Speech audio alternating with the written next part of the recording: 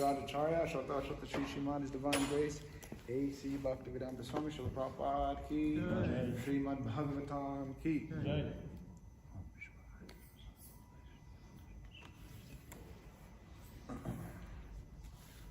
Om Namo Bhagavate Vasudevaya.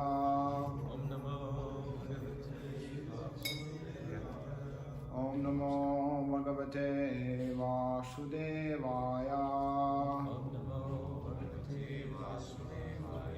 Om Namo Bhagavate Vasudevaya. Om Namo Bhagavate Vasudevaya. Reading from Srimad Bhagavatam, Canto 3, Chapter 2, text, I believe 29. Yeah, 29.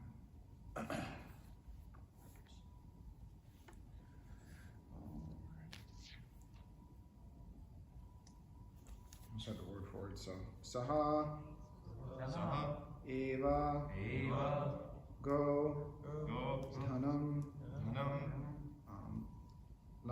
Lakshya,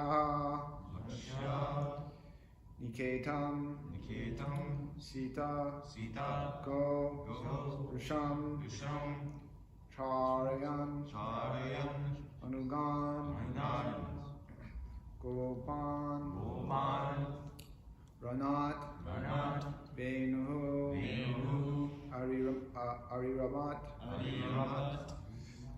Okay. Saiva Godanam Lakshya, Niketam Sita Govrisham,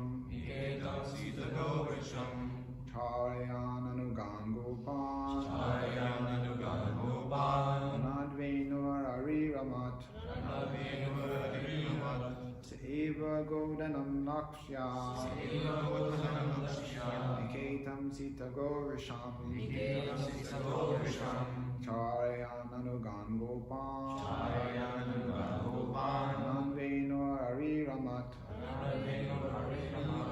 Saiva eva godanam lakshya Eva Godanam Lakshmya niketam sita govisham Niketam Sita Govisham charayananagan gopan Charayananagan Gopan nanveno raviramat Narveno Raviramat Eva Godanam Lakshmya Niketam Sita Govisham Charayananagan Gopan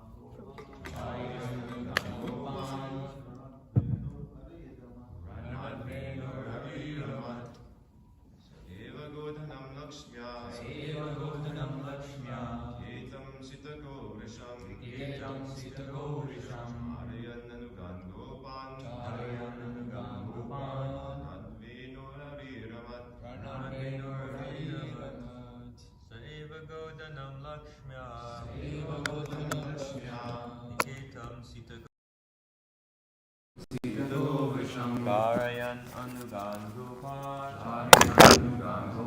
Gopan Ranad Minor Ariramat Ranadveno Raviramat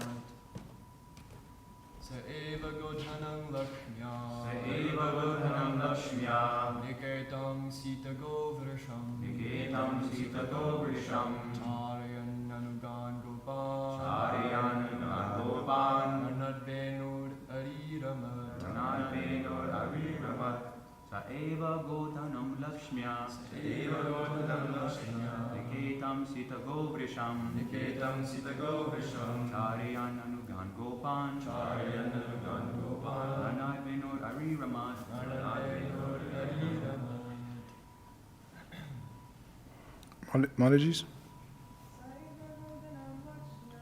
Eva Godanam Lakshmya Niketam Sita Govisham Charayananagan Gopan Ranadveno Raviramat Okay. Word for word. Saha. He, Lord Krishna. Eva. Certainly. Godhanam. The treasure of cows. Makshaha. By opulence. Niketam. Reservoir. Sita Govrisham. Beautiful cows and bulls. Charayan. Herding. Anugan. The followers. Gopan. Cowherd boys. Ranat. Blowing. Venuhu. Flute. Ariramat. Enlivened. A translation purport, His Divine Grace, A.C. Bhaktivedanta Swami, Srila Prabhupada Ki.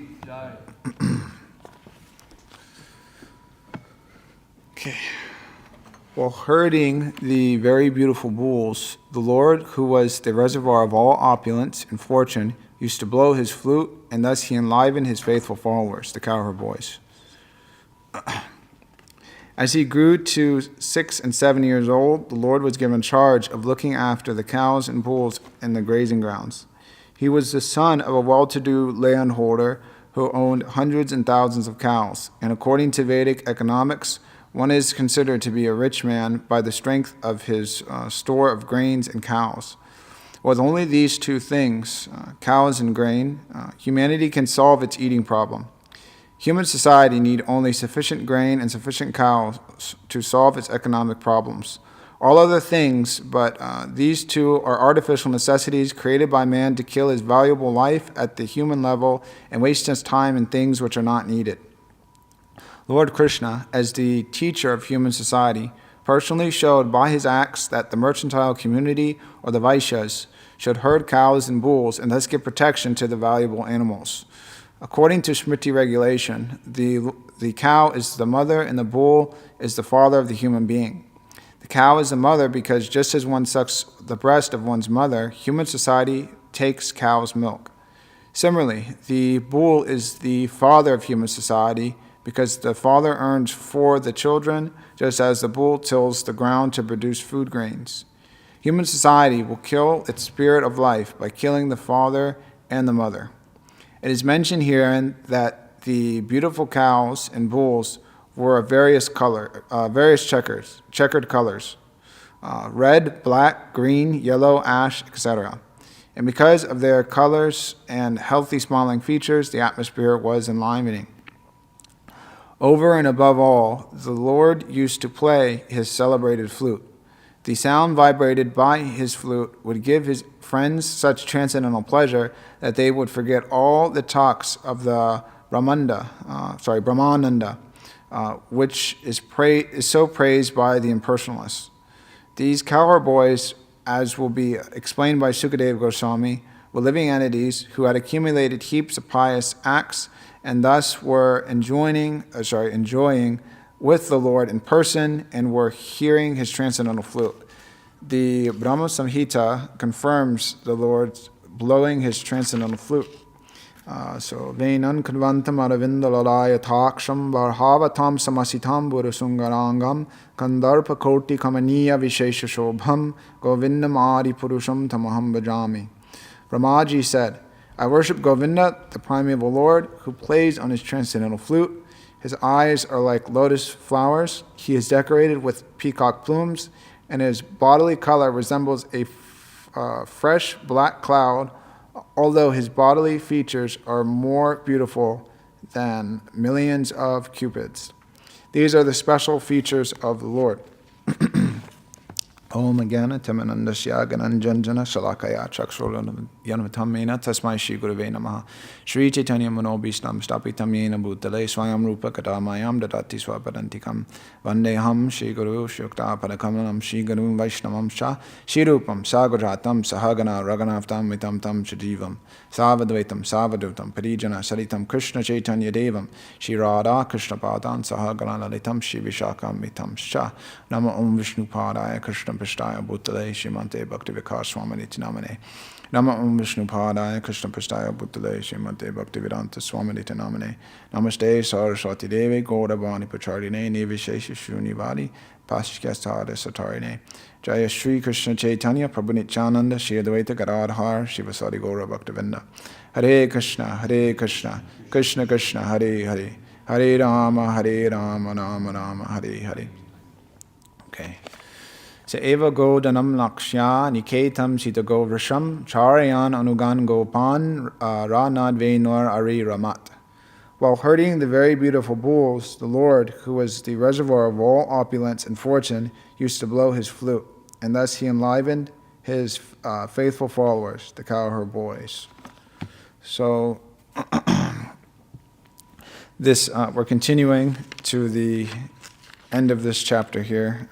There's only a couple more verses left, and so anyway, it's been discussed very much so, but the main emphasis of these concluding verses is specifically remembering Krishna in Vrindavan, and then the next chapter is remembering Krishna, the Lord's pastimes out of Vrindavan.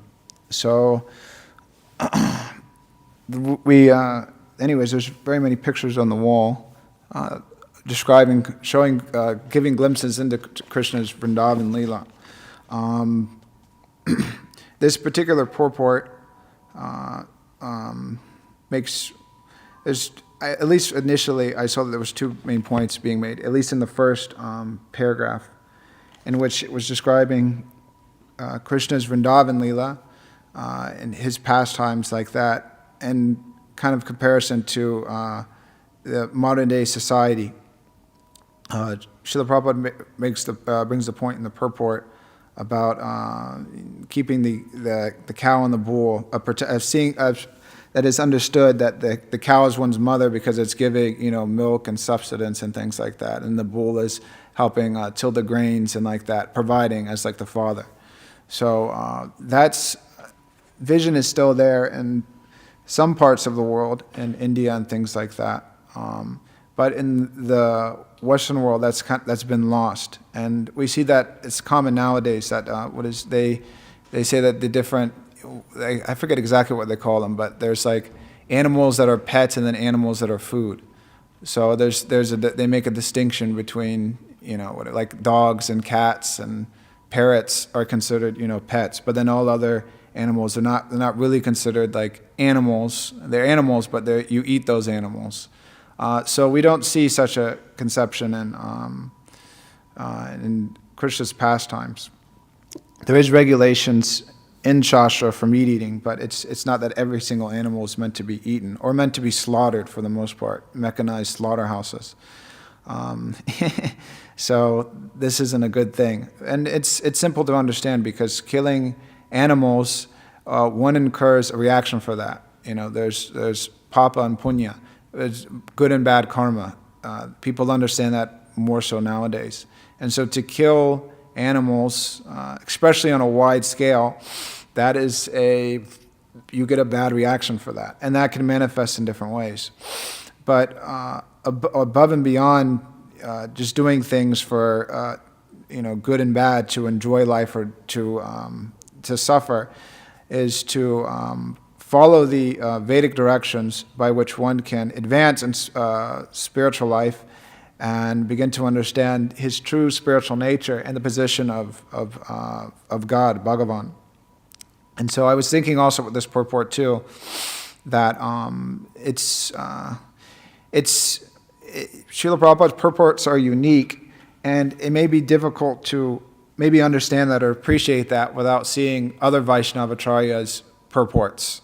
And I'll explain that simply, but other Vaishnava Acharyas, from what I've seen, they don't really so much sometimes mention certain issues that go on in the world currently, or like that or whatever. Like for instance, like Vishwanath Chakravarti Thakur in his commentary, he mainly just focuses on, it's very short, and he just focuses on the Krishna's cows, mentioning that they were like this and like that, and Krishna herded the cows, and then he would go and then come back with them like that.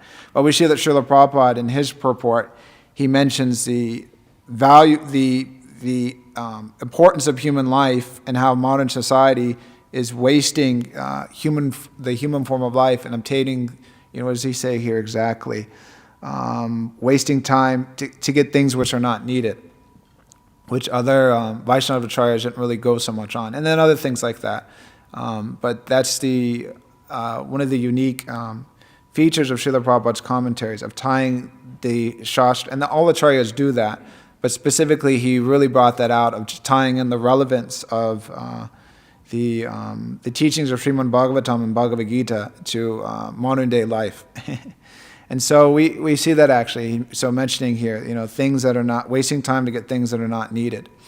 And most people nowadays are willing to accept that point more and more. People agree that, they're working these jobs and working so hard, they barely get any money and things like that, or whatever, or they work so hard and then they get, to get things that they don't need.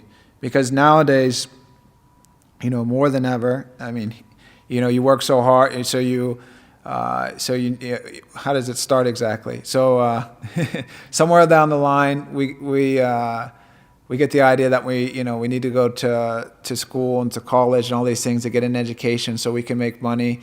And then you go to school to learn to make money, but then you acquire a lot of debt, and then you get out and you work to pay off the debt. But then to work, you need a car, and then you need the money for the car, and then with the car, it needs the maintenance, and then you need the house and this and that. So the list goes on and on and on. And then you need the washing machine, and then you need the dryer. It may be hard to understand. In other civilizations, a little bit more simple. Like in India, the washing machine hasn't become, at least from what I've seen, a staple in most houses. I think it's more of a luxury.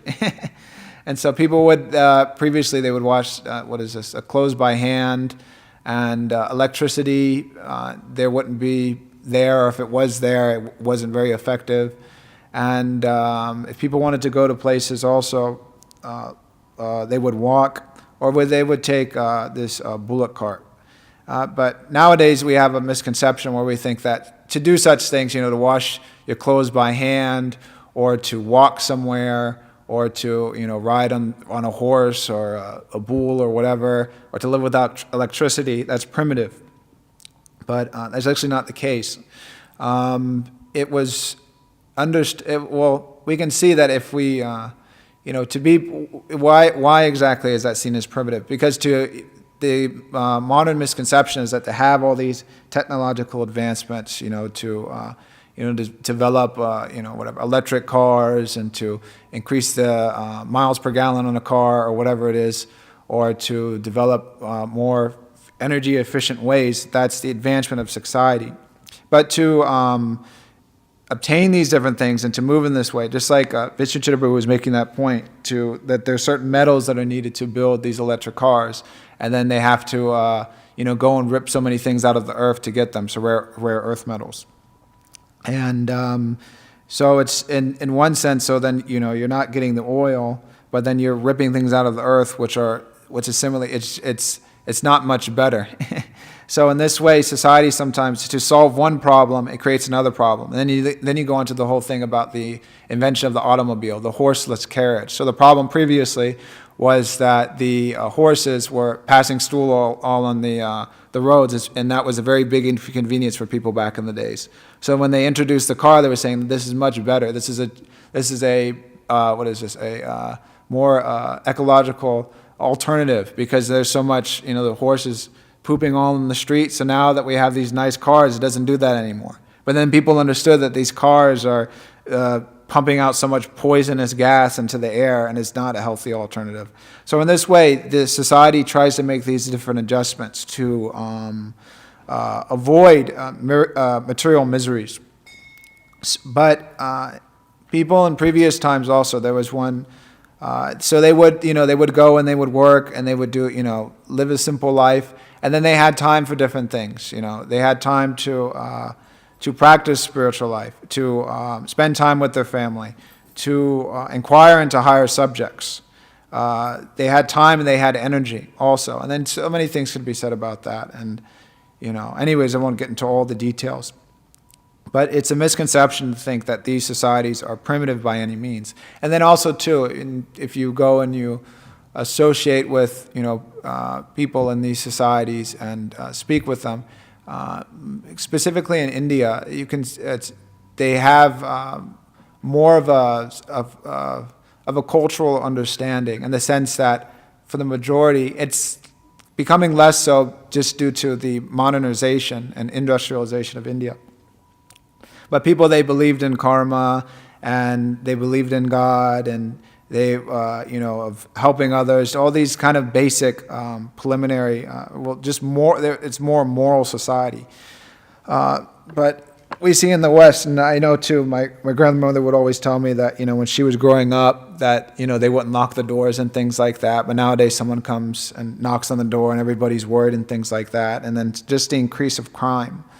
And so anyways, there's so many things that can be said about all these topics, but the point is that this simple society based on cows and grains is conducive for the human form of life, which is meant to inquire into what is atato brahma jignasa, which is to inquire into transcendental subject matters. And so in this verse, on another part, it gives a glimpse into the spiritual pastimes of Krishna, of him. It's mentioned here, just the verse, that Krishna herded beautiful bulls. He's the reservoir of all opulence and fortune. He would blow his flute, and he would, get his cowherd boys fired up with his different activities. And the word for word Sanskrit, we see the word godhanam, dhanam. So dhanam is, is different translation, but it's like treasure, wealth, opulence, like that. And we chant, what is this? The dhanam, that we don't want wealth. But there's different understanding, wealth in the sense that, we're not looking for a big material position. So it's significant in here that cows is considered as wealth, as a great treasure. The Prabhupada gives the translation, the treasure of cows. And that's because the cows, they, just by having cows, so much benefit that they give just by keeping them. All things of the cow are useful, just like the stool of the cow is helpful for like fertilizer and things like that. And then the urine is good for different diseases. And then the milk, of course, is taken and helps one to develop the brain. And then the milk can be done with so many things you can do with milk. I mean, you can cook with it. You can make drinks with it. You can turn it into this paneer, like that cheese. and then you could turn it into yogurt, and then you could do different things with all those things also. With the yogurt, you can make some savory things with it, or you can make some sweets, or you make a drink with the yogurt too. And so there's like unlimited amazing things you can do. And then also the milk products are also needed. This ghee is there's a lot of things you do with ghee too. But ghee is also useful in the sacrifices and performing yajna for the satisfaction of Vishnu. So the cow is essential in Vedic society and human society for so many different reasons. And then just another reason too is that especially cows and calves, but if they're brought up in a nice environment, then they're very lovable animals. And just like we had the experience, I always think about that. But Adikarta Prabhu's calf that he had, that was it was really nice actually. That it was like jumping all around and like playing with me. And I had a lot of fun just hanging out with that calf. And I really like calves actually, because it's animals are they're simple, and then especially if they're not afraid, then they're nice creatures. And so anyways, that the calves also and cows, and then we see then there's also too. I saw there was one devotee, he has some cow cuddling thing, and people come and hug cows.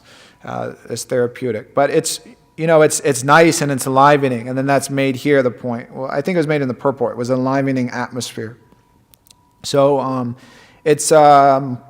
it brings one to a more peaceful state of consciousness, mode of goodness, to be in such an atmosphere.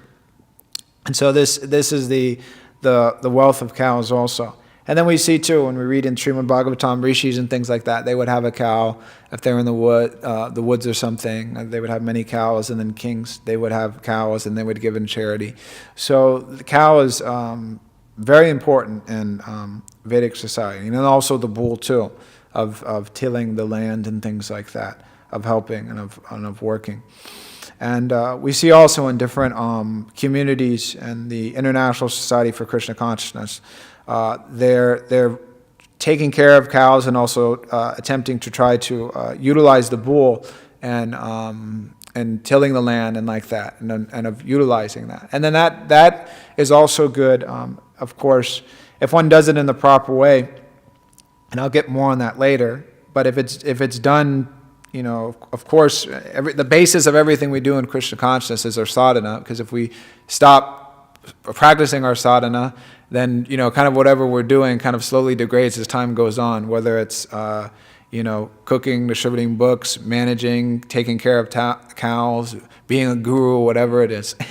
The sadhana is the basis by which we do all those things, because it's by the practice of sadhana and Krishna consciousness that from the mode of goodness we can go to Suddha Sattva, transcendental goodness. So taking care of the cows, and this is conducive for one's sadhana, because one gets a glimpse into the life that Krishna lived with his devotees, and I'll speak a little bit more on that later. And so there's so many different aspects of that, of this Vrindavan life, which Srila Prabhupada is mentioning in the purport here. Let's see here. Just some short comments. So maybe he's kind of discussed. So also, and then grains also too. So an important aspect too. So cows and grains. How is that? So Prabhupada makes an amazing point, but maybe something we don't think about so much. So with these two things, cows and grains, humanity can solve its eating problem. And so thing is that we may build so many big factories and this and that, and develop so many mechanical arrangements. But if there is a shortage of grains, of food, just like previously during I forget what year that was, but that was probably in the 1900s at some times. But there was there's different parts of the world, but there was an artificial famine. I don't actually know if it was artificial famine. I think they kind of did it on purpose. But there was a famine in the USSR, and so they were, I think, taking all the grains and like exporting them or something to make money. And so anyways, the point is that people were dying of starvation. And so they were developing at that time like industrializing and all that thing and building a lot of weapons. But the point is that when when one is hungry, one may have, the whatever iPhone, 15 or 16 that's coming out, but you can't eat that. You need food. You need grains. So the basis of society is these grains. And anyways, different cultures would grow different grains according to the environment. Whether that be barley, corn, rice, ragi, millet, different things like that. And other cultures also, the quinoa or whatever it is. So it's important because we may forget that actually because we live in a society that's disconnected. You go to Walmart and go to Walmart, go to Costco, go to whatever grocery store, and then you see everything all like nice and neat. Every single apple looks exactly the same. Every tomato looks exactly the same. And every banana is like the exact same size. It's like everything is like picture perfect, and with the carrots are like nice and clean, bright orange. But if you actually grow things, you see that's not the case. Just like the other day, I was joking. I remember joking with you. There was that tomato was like all deformed, and I was like, throw that in the trash, because it didn't look all like perfect. It looked unsymmetrical. It wasn't so pleasing aesthetically. And then carrots too. If you pull them out of the ground, they're what's it called? They're all dirty and nasty, and there might be worms on them too. There was a joke one time that it's on his Bhakti Vikash Maharaj made the point. I don't remember exactly what it was, but he was telling a story that I think they took some kids out or whatever to to get some on a field trip to the farm or something like that. I may get some details wrong, but anyways, they took the kids out. And they took them in the fields and pulled out some carrots. So the carrots were all like nasty and deformed. And the kids was like, pretty much he said they saw them and they're like, oh, these are carrots or something. Anyways, I'm forgetting probably a lot of the details. But the kids were kind of like shocked and like surprised that like, oh, like these carrots come from the ground. And then they made the comment, well, like my parents get their carrots at Tesco, which is like the equivalent of like Walmart in America. So they were saying like that. And so anyways, there's a disconnect. But Srila Prabhupada wanted devotees to go back to attempting to live on the land, to live a simple life, and to follow Krishna in his Vrindavan culture. Just a couple other points before I get more into that. So in the purport, we talked, so Krishna's looking after bulls and cows. We discussed that a little bit.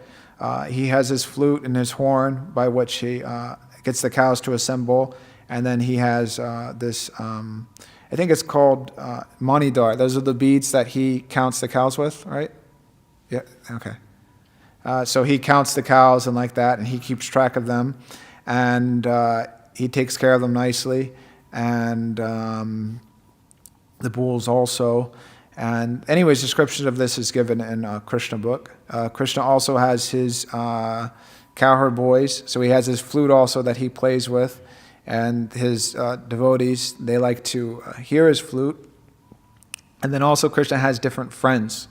And so I maybe can read a little bit about that from the Nectar Devotion. I should have saved it, but I think I can find it pretty quick. If I can't find it, then I'll just go off my memory.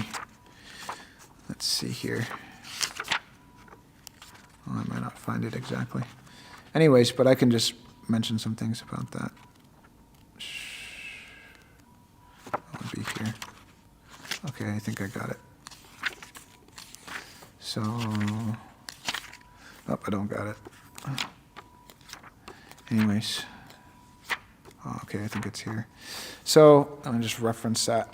So, Krishna, being a person, and we understand that people are complicated. Krishna is complicated in a good sense, because by understanding the psychology of Krishna, we become liberated. By understanding the psychology and the workings of the mind of somebody in the material world, we become implicated.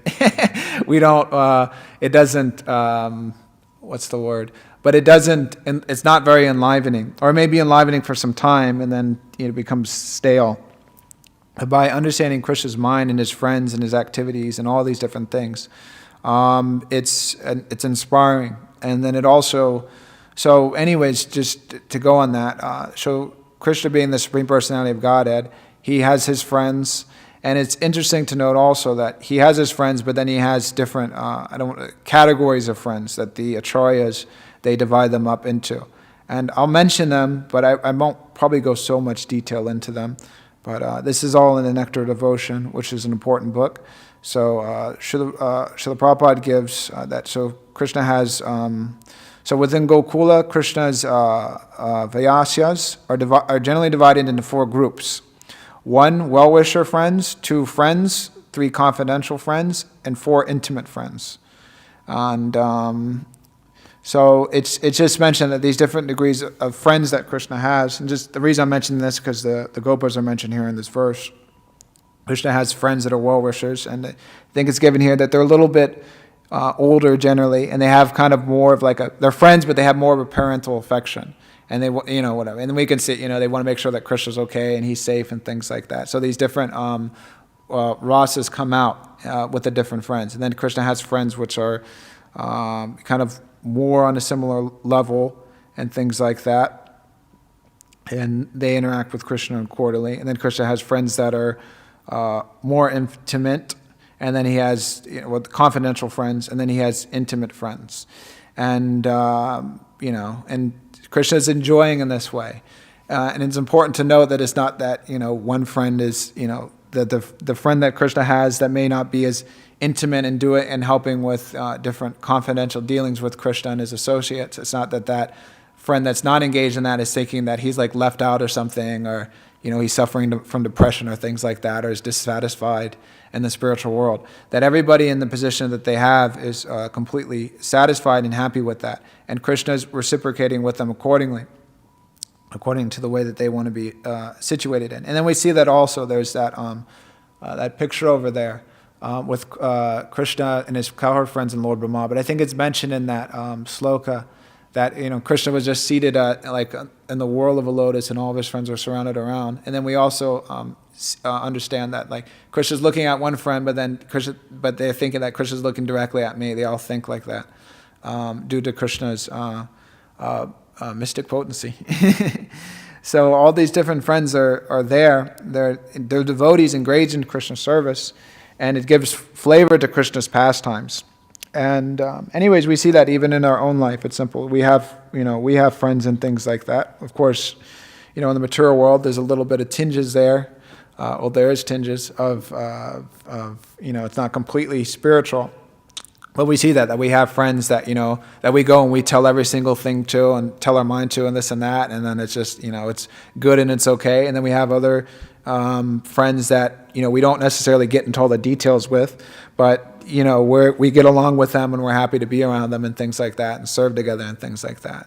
And, so the same thing. And we see all the different pictures there. That we have this picture of Krishna associating with the cowherd boys. There's many in the temple actually like that. There's another one over there. I can't see it from my position, but that's actually a really nice picture of Krishna with the cowherd boys and a picture of Vrindavan.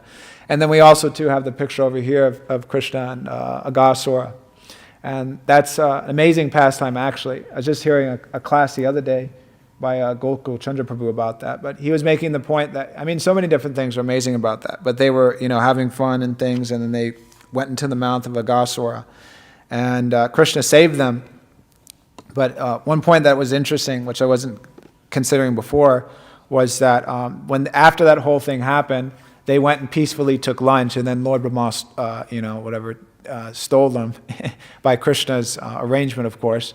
But they weren't shaken up by the whole thing. I don't know if anybody's ever been in a situation that's extremely nerve-wracking or just or some life-threatening situation or whatever. But usually after that, kind of little shaken. Usually people, they go into shock. That's the understanding. If someone gets into a car crash or something, they're freaking out for a little bit of time. They won't say anything, or they don't, they're all jumbled up, or they can't speak properly. But after that, it was they went and they just took lunch and they were hanging out. It wasn't they didn't have a anxiety attack afterwards. So I wasn't considering that before, but it's amazing actually. But the thing is that the nature of Krishna's pastimes It's Vaikuntha.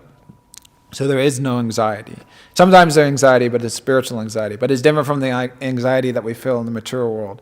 But anyways, the thing is that they that whole crazy situation happened, and then afterwards they went and they they took lunch and they had a good time. And then Brahma stole the cows and the calves, and that's also an amazing pastime in and of itself. The amazing thing about that pastime is that, I was thinking about that a little bit this morning. It's mentioned in the Bhagavad Gita in the 4th chapter that Krishna comes in a particular day. I forget exactly, I think it's the 28th Yuga cycle of the 7th Manu, or something like that. So Krishna comes like on time. And I was thinking that Brahma, time is different in different, wherever you're at in the universe. So Brahma's time is differently, and it's measured differently versus time on this planet, and demigods and things like that. So Brahma understood that, okay, it's like, like if you say someone's going to come and meet you, and we may have had this experience that such and such person, I'm going to come here at like 4 o'clock or whatever. And then 4 o'clock comes and somebody's in the parking lot and you're like kind of, well, is that the person or not? Like, I'm not really sure. They're kind of looking and waiting and seeing if they look at you or if they wave or something like that, like for some recognition. Something like, okay, that's the person. So I was thinking maybe that, Brahma was saying, so Krishna came and it was like, okay, it's on time and it looks kind of like Krishna, but it's like, I'm not really so sure, is it Krishna? Because there was some little bit of confusion there. Because the thing is that Krishna's pastimes in Vrindavan, he does amazing things, but he's not in so much in the mood of displaying, so much opulence. Generally, it's people have the understanding of the kingdom of God is there, and then whatever the palaces of gold, and so much opulence and amazing things, and that's there in Vaikuntha. But Krishna is not displaying his opulences in Vrindavan, because this opulence, if someone is a king or something like that, a king or the president or has some high post, it's difficult to relate intimately with that person, because you're always like afraid of like, okay, like whatever, this person, the president's here, and it's like, well, I can't joke or whatever, I might get angry or something. There's a protocol, like you don't go too far. But with someone that's kind of just whatever, they're from the same town as you, or they went to the same high school, and it's like whatever, like they're whatever, their parents work at 7-Eleven, your parents work at 7-Eleven, so it's like, like whatever, like you ain't nothing special, I'm not nothing special. It's like easy to relate on that basis. So Krishna in Vrindavan puts the opulence is there, but it's more in the back. And then what comes forward more is his sweetness and his relationship with his devotees. And the sweetness and relationship with devotees is there at Vaikuntha, but the opulence so much isn't manifest, and the reverence, that's what I'm looking for. The awe and reverence kind of takes more of a step back. And so instead of, all these fancy palaces and things like that, and the very many jewels and gems, the opulence there is flowers and different things like that. So this is what Krishna enjoys, and this is where he feels, in one sense, most at home. But in Vaikuntha, or wherever Krishna is, and in his different forms, Krishna is enjoying, and he's happy, and he's satisfied in that position. But the Acharyas bring out this point specifically that Krishna in Vrindavan, Swayam Bhagavan Krishna, is the original form of the Supreme Personality of Godhead, and it's the most intimate form in which devotees can and interact with the Supreme Personality of Godhead. But of course, like stated in the beginning, that because that comment was made maybe a week or so ago, which I found was funny. No offense to the person that made it, but what do we do if we accidentally end up in Vaikuntha? So that it's some mistake or something like that. Anyways, there's different ways that can be answered in a joking way. But the thing is that there's no accidentally. Whatever, in the material world, you take a bus and then you're trying to go to New York and then you end up in New Orleans. And then it's like, how did I get here? There was some mistake. But there's no mistake as far as that goes, that the devotees that end up there, or whoever ends up there, that's the arrangement of Krishna, and then they're happy in that situation. It's not, like I was saying before, it's not that devotees in Vaikuntha are just, fried out and just annoyed that, like, how the heck did I get here? Like, there must be some mistake or whatever it is like that. So anyways, I don't want to get so much on that. But the point is that there's no mistakes as far as that goes. So so this is anyways continuing. So it's giving some indication of the nature of the spiritual world, and so these descriptions are also meant to attract us and to help us, give us some vision to look at. There's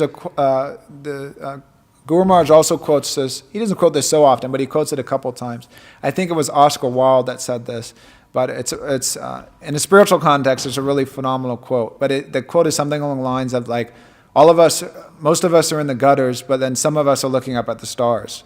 So Bhakti Vikas Maharaj was making the point that we're in this material world, and there are a lot of things to be disturbed about. But we should keep our vision and our eyes set upon the spiritual world, and stay inspired in that sense and not get so much caught in the trappings of the world. And Srila Prabhupada would also give the example of traveling, that you hear about some place and then you develop a desire to go there. And then go, whatever, so many, people generally hear, develop a desire. Anyways, I always mention it because I'm from Orlando, but then they hear about Disneyland and they want to go. People from all over the world go to Disneyland. It's just because they hear about it, they see pictures or they see videos or whatever, and they think how amazing it would be to go. But the spiritual world, the kingdom of Krishna, the land of Vrindavan, is millions of times better than Disneyland, for sure. For sure. And it doesn't close. Disney has a closing time. You have to get out at a certain time. And then it's like, all right, get out. But Krishna's Vrindavan, there's no closing. It's always open. There's 24 hours. So these descriptions are meant there to attract us. And Srila Prabhupada also makes the point, I'll read that real quick.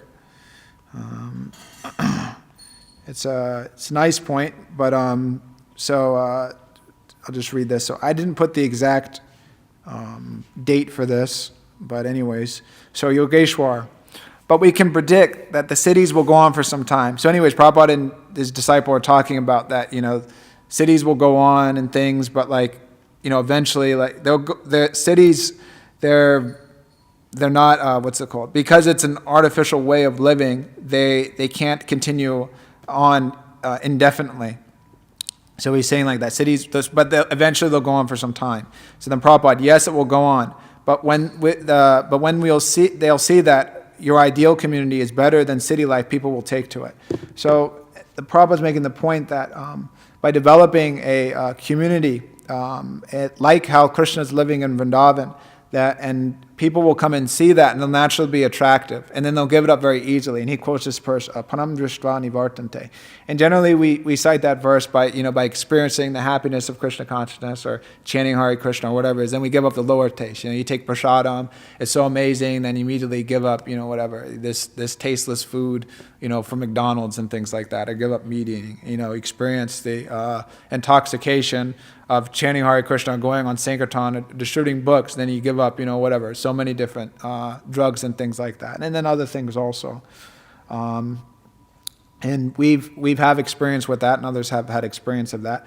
But on a bigger scale too, if we can show the example of living a life that is Krishna conscious, and which is not the city life, then people will come and see that and think that, wow, this is so nice, this is so exciting, this is so I'm so happy, and then immediately they'll just give it up because they won't feel like they're giving. It won't be so much of a question of I have so much to I have to give up this and that and the other thing, but they'll naturally just be like, what the heck, I gain so much by living in this community and doing this, and this is how I want to live anyway. So let me just do it.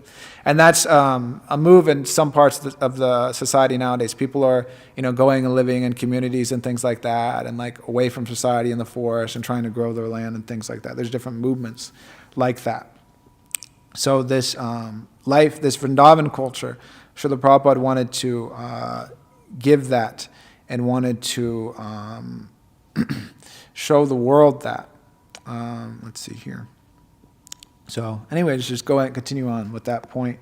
So I'll read a couple things from Srila Prabhupada, just speaking on that point. So about the Varnashram Dharma, living off the land. So this is I don't have the reference for this. I could find it, but I didn't get that here for this particular quote. So Prabhupada is saying, so organize. I can give you the idea, but I'll not live very long. If you carry out, you can change the whole world. Especially if you change America, the whole world will change. Then the whole world. So Prabhupada's making the point in that if you organize, and it's definitely a difficult thing for sure. It's not as simple as, just organizing, whatever, who cooks lunch today or something like that. It's definitely much more complicated than that. But anyways, anything worthwhile in life, especially the orders of the spiritual master and Krishna consciousness, it's not something. It takes time and it's difficult and it requires sacrifice and racking one's brain. But it's a sacrifice that's worth making. So he's making the point that if you can do this, then it can make a big change actually, and we can just understand and imagine that if we're able to develop self-sufficient communities which are moving in that direction, but which don't rely on the whole atmosphere and entanglement that's come with living in the city. Giving an alternative way, to life, then people will be attracted to that, and then it'll make a big change, especially if that goes on properly. And then also too can make a big change too, because there's that history with Harikesh Maharaj at the time when I forget you remember what country it was that they were asking him for like a social structure. Yeah, after the USSR fell. But they were asking him, one country was like, okay, they just got independence from the USSR. So they were saying, okay, give us some model by which, we can follow. Okay, you're saying that, that you have this, this system and this and that, and it's better than, whatever, this communism and capitalism and things, these modes of government. So do you have a model by which you can show us? And then there wasn't one at the time. But the point I'm making is that, by developing that and having that set up and pushing that forward, there may come a time where governments or leaders are asking, okay, what we're doing is not working, and they understand that. So okay, you have something and it's working, so let's try that out. Okay, let us help you, let us give you this and that. We're willing to try. We're willing to try that. I believe also too, Bhakti Vikas Maharaj is making the point too, about that there was one country or whatever, I don't remember, or city or whatever, they were trying to move towards, not using money and things like that, and then people, if they had a big board and if they needed something, they would write, okay, I'm a teacher, or I'm a doctor, or I'm a this, or I'm that, and so they would kind of work in that way and trade and things like that. And then once I think the European Union found out about that, they stopped it immediately, because they didn't want, because you have to have money to live. You need to have the money, and all these things. Anyways, I don't want to get into that. But if we develop these things and we show that, Krishna will definitely help. And the thing is that, it was, and we can see that too. We can get inspiration from Krishna's pastimes or whatever, Kamsa or something like that. It was, he's doing so many atrocities. There was no one that was going to, take him out. But Krishna came and then he arranged for that to take him out. Hiranyakashipu also. And then we also, too, another way to get inspired by that is this pastime with Bhagirath, bringing down the Ganges. So it wasn't able to happen in, one, what is this word I'm looking for? But one generation. Thank you. It took many generations. So we also have to have that vision that to carry out this particular order of Srila Prabhupada may take many generations to do. And there may be setbacks and things like that. But that faith has to be there and that push has to be there, because this is what is needed. Krishna came and he gave his pastimes and he showed, and of course we read his pastimes and we there's that is beneficial, of course, but he also showed us how to live. We should try to follow that also. Krishna showed how to live, to live off the land, to raise cows, to live with devotees, to live a simple life, like that way. So many different things like that. And his family also, they showed too, this of chanting auspicious mantras for other things too, the benefit of like the kids and things like that. Like when Krishna, I believe, was after Putana, they chanted so many different things to bless him, or maybe that was Trinavarta, I forget. And then also the dust of the cows of blessing Krishna and things like that. And then of raising cows and taking care of them. So this is, of course, for our benefit. So we should follow that. So continuing, this is from in lecture at Gita Nagari in 1976. So this Krishna consciousness movement is trying to revive the original constitutional position. So one of them is one of them in the Krishna consciousness movement is village organization, as you are trying here. Krishna in his natural life is a village boy in Vrindavan. Vrindavan is a village. There is no factory. There is no motor car. There is no big skyscraper buildings. It is village. That Krishna likes. So that's another thing too. Krishna likes that. And we can only imagine or try to understand that if we're living that kind of life, that's conducive for our Krishna consciousness in many ways. But then when we're doing things, we can actually feel that, okay, this is like how Krishna used to live, or like that. Just like we go out and we do Harinam and we do Sankirtan, there's, we have that understanding that, okay, like this is like what Lord Chaitanya's associates used to do. This exact, going out on the street, Madunga cartels. There's that connection is there. I remember, going on a parikrama and Navadweep, and then we went to where Lord Chaitanya used to do Harinam, and so like that. And so we were doing kirtan and like that, going through the streets of Nadia. And so, anyways, it was like this is the same thing. It wasn't like a big shift and things like that. Lord Chaitanya was here chanting. We're here chanting also, appreciating in that way. So it's conducive and helpful for spiritual life. And there's many things that can be said, but then there's no motor car. Krishna doesn't have a motorcycle. He's not going here and there. So anyways, it's funny. Big skyscraper buildings, these things aren't there. So continuing, so this is the same conversation. So live village life, simple life, and be satisfied with the bare necessities. There's no need of luxury. And save time and chant Hare Krishna. This is ideal life. So I'm very pleased that you are doing that, and do it more nicely so that others may be attracted. This town life, industrial life, factory life is asuric life. It is killing human ambition. It is killing civilization. So there are many other businesses for a Krishna conscious person, because in Bhagavad Gita, Krishna speaks all around. Sociology, politics, philosophy, religion, culture, economics, everything is there. If you simply follow Krishna's instructions, then you get culture life all around. So this is an ideal village. Develop it more and more. So everything's there in Bhagavad Gita, all these different things Prabhupada mentions. He mentions too that this city life is killing human ambition. And we see that actually, it's super common that, you ask somebody like, for instance, an important aspect of people's life is what they do for work. But then it's most people's, what they want to do for work is what makes the most money. So the modern civilization, and especially this capitalistic society, and most societies also have that focus, but the main emphasis is just getting money. And so that's the main focus. People, they don't care about anything else. Okay, is it, just like, okay, it's not economically viable to, maintain cows after they give milk, so therefore kill it. This is insane. And so everything is based on, does it make sense economically, to do this, that, and the other thing? Does it make financial sense? And the thing is that that's not given so much emphasis in Vedic culture.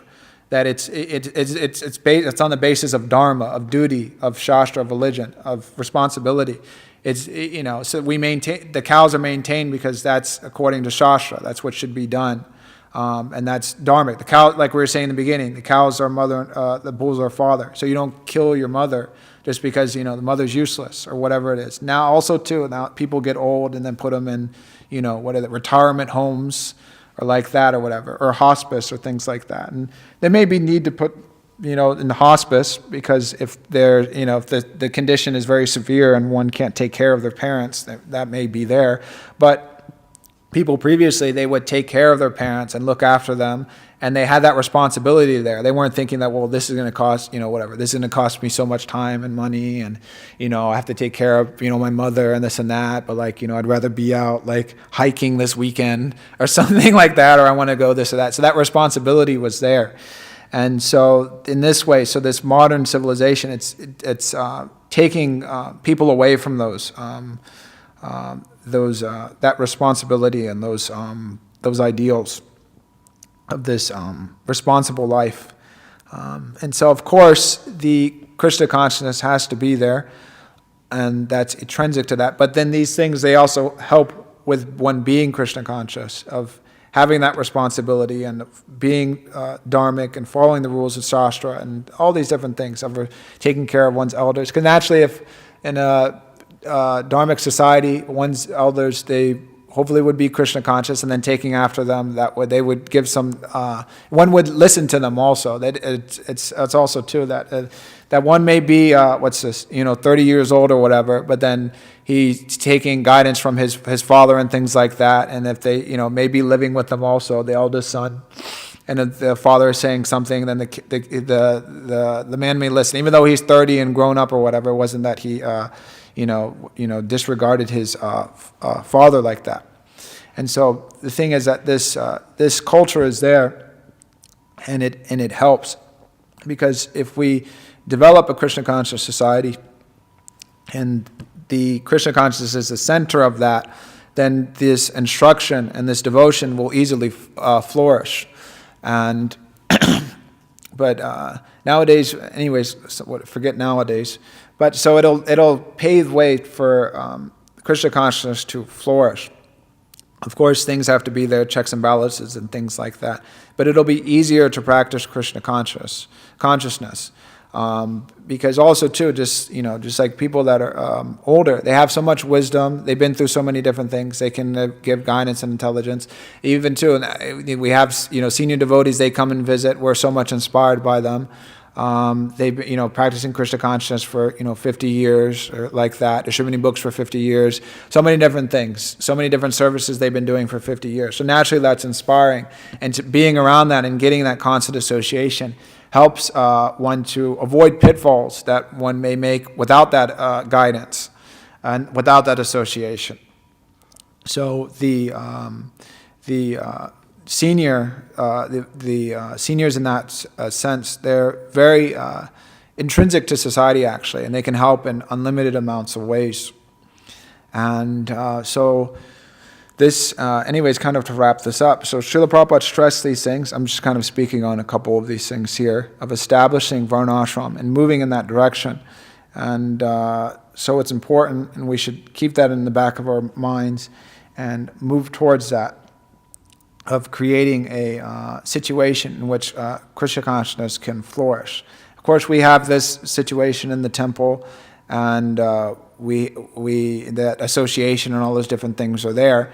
But Srila Prabhupada wanted this varnashram established for the wider society, for maybe those that can't live in the temple, or for also to give more variety of service and different things like that. So, anyways, I'll read one last thing actually. It's kind of interesting. I found it last night, but it's let me see here. It's one devotee that they made some. They wrote some letter to Srila Prabhupada. Actually, it's a nice letter. But they're living on the farm, and then they made something for Srila Prabhupada, and they wrote him a nice letter. And I believe this is 1977. So I'll just read this real quick. So Tamal Krishna. Srila Prabhupada, Mother Satyabhama, Paramananda's wife. So this is Paramananda's devotee that Paramananda and Satyabhama, they live in Gitanagari, or used to live in Gitanagari. I don't know if they're still there. She wrote a short note for you. Should I read it to you? So this is it. So she made a wool chutter, and then she gave this note. So this note that I'm going to read is what, like, kind of the note that goes with the gift. So Tamal Krishna, she says, Dear Srila Prabhupada, please accept my most humble obeisances. All glories to your divine grace. This shawl is made of the wool from our own sheep, spun and woven here at Gitanagari. It is the first piece we have made. While I was working on it, I would always think of you, of how I was supposedly making you a gift. But actually, you're giving me the gift of engagement in devotional service. That's a big point. Srila Prabhupada, I always pray to Lord Nrsimhadev to protect you and allow you to stay with us to finish your books. But I think today, the rain falling from the sky is actually the tears of the demigods, crying at the prospect of your departure. I'm also crying. Even Krishna cried at the passing of grandfather Bhishma. So I have the right to cry.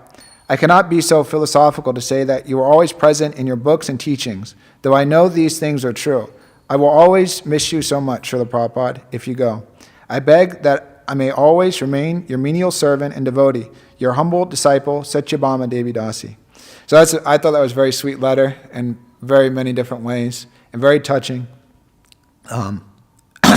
But specifically this point I was thinking when I was reading that was that, she made that, that shawl for Srila Prabhupada, and then the whole time while she was making it from, beginning, middle to end, just the whole meditation of on Srila Prabhupada and offering this to him and thinking about him. So I was just thinking like that, and this Vrindavan villages that Srila Prabhupada wants to establish, this Varnashram Dharma, that just the whole life is just centered on a meditation, and then one can connect that, and it's easier to focus on that, and then just everything from start to finish. Planting the seed, the consciousness of planting the seed, of watering the seed, of growing the vegetable, of picking it, of cooking, and everything. It's a whole meditation, offering to the spiritual master and as she says here, which is actually a super high realization. But thinking, well, we're doing all these things and making our offerings, but actually, as she says here, but you gave the gift of engagement in devotional service. You've given us this life, and so I found that by accident, but I thought that was really sweet there. So, anyways, stop there if there's any questions or comments about anything. So did Prabhupada reply to that letter? I don't know if he replied to that. I think I could try to see and look it up because it'd be easy to find. I could try to find that. But last night I was like preparing for the class and things, and then it kind of got a little late, and this is like the last thing. I read this and I was like, okay, time to finish. So, but I'll try to look into that.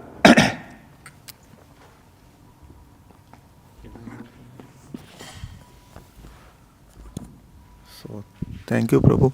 A couple of, some comment basically to the points that you mentioned about that, like how when the cows and bulls they become old, they are not considered as a liability or a burden on society, and then also similar thing for the old age parents that we have, etc.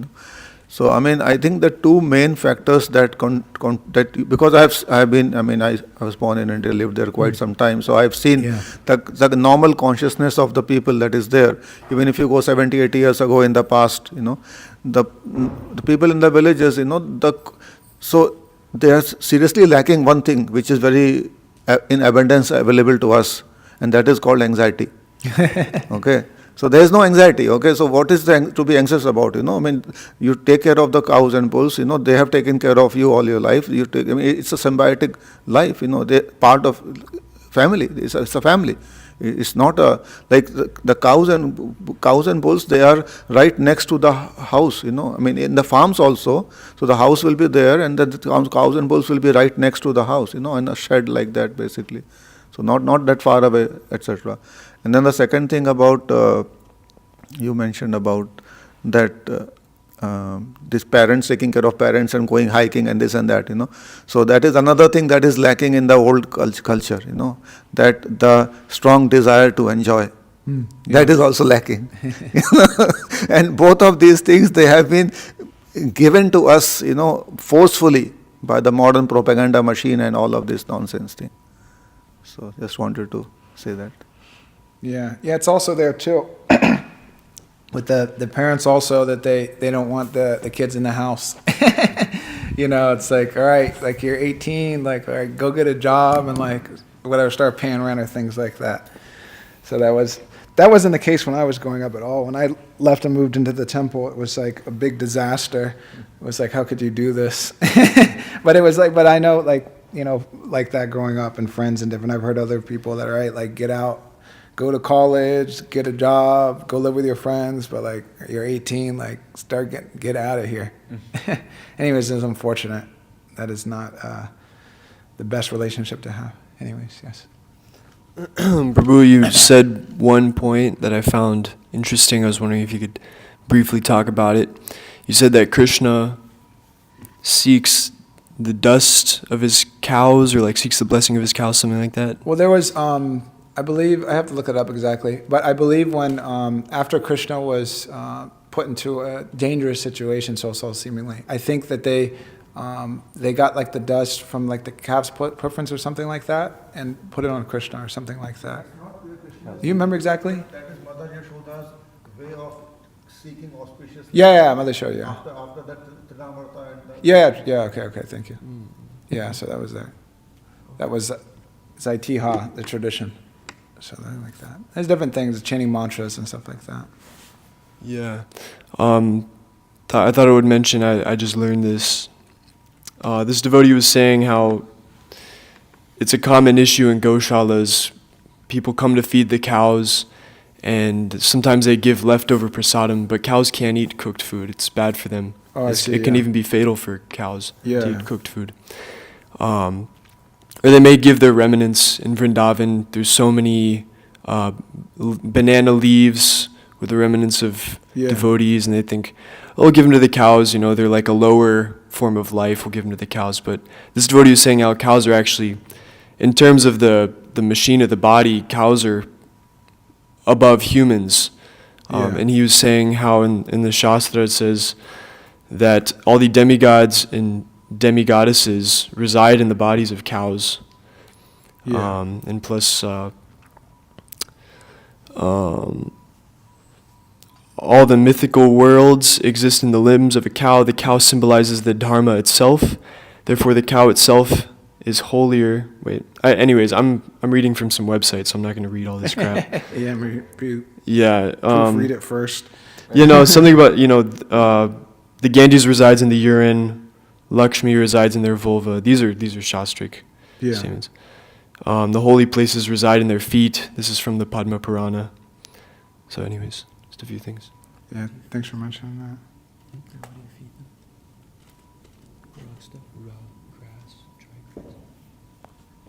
Anything else? Anything from the Mataji side? There's 2 questions.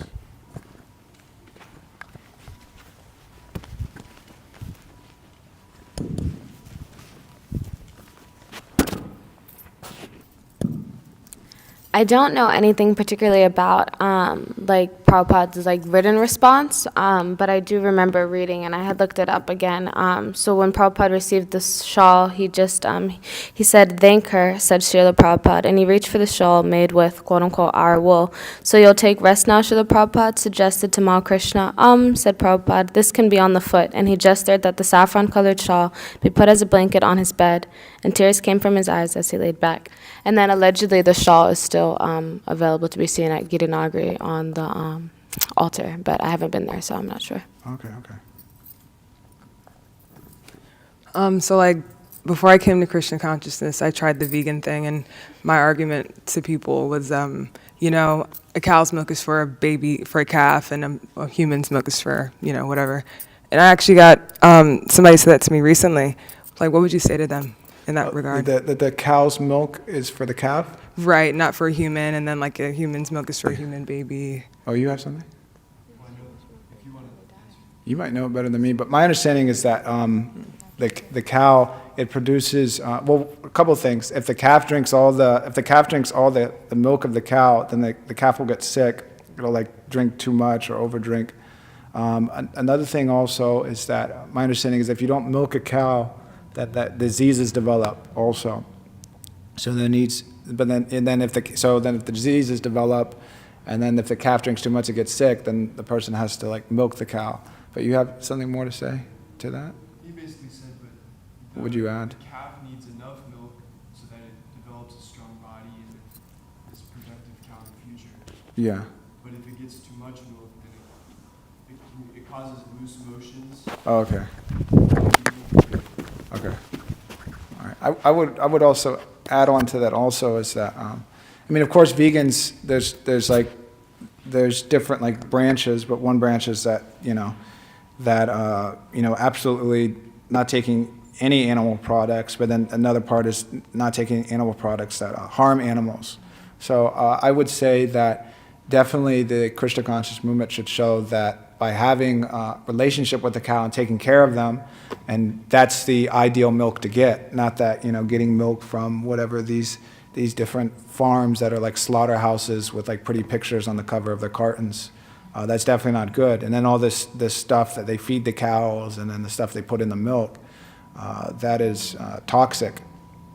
But that has to be shown, because then when that's seen, then it's more difficult to argue with that. We're taking care of these cows, they're happy, we're taking this milk, it's healthy. And then the whole thing is kind of shown together, the fuller picture. But that example has to be there. That's in some parts of our society, but needs to be there more so. I'm working more towards that. So. Can I mention one thing on that point? Yeah, I mentioned one thing.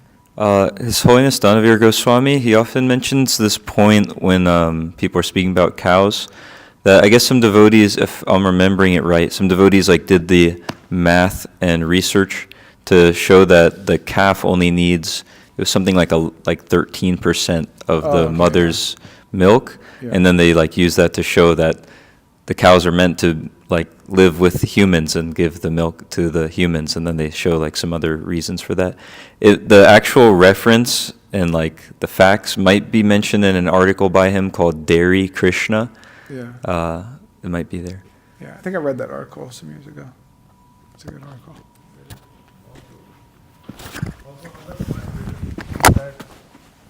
That the Hindi word that is used for milking the cows, it is called dohan, called dohan. And from what I have heard, it is a apabhramsh of do than, so the cow's teat is called than. So supposedly when you are milking, you're not supposed to milk only 2 of them, not 4. Yeah. Yeah, so the rest is for the, at least. Oh, okay. That much. All right. Anything else? Okay. All right, thank you. Srimad Bhagavatam ki, Srila Prabhupada ki.